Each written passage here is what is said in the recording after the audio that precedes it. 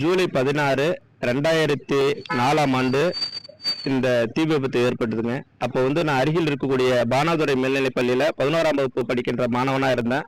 அப்போ தேசிய பசுமைப்படை இயக்கத்தில் கேப்டனாக இருந்தேன்.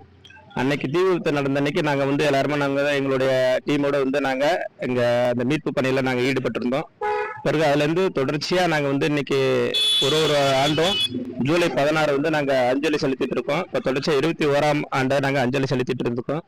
அதுபோல் இந்த ஜூலை 16 வந்து நாங்கள் இந்த தேசிய குழந்தைகள் பாதுகாப்பு தினமாக அறிவிக்க வேண்டும்னு நாங்கள் அரசுக்கு கோரிக்கை வைக்கிறோம்.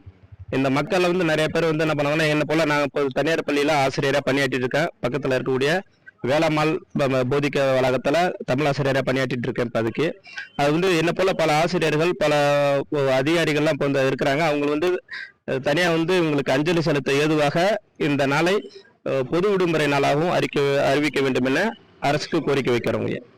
பிளே ஸ்டோர் மற்றும் ஆப் ஸ்டோரில் இருந்து பாலிமர் செயலியை QR கோடு மூலம் பதிவிறக்கம் செய்யுங்கள். செய்திகளை உடனுக்குடன் பெறுங்கள்.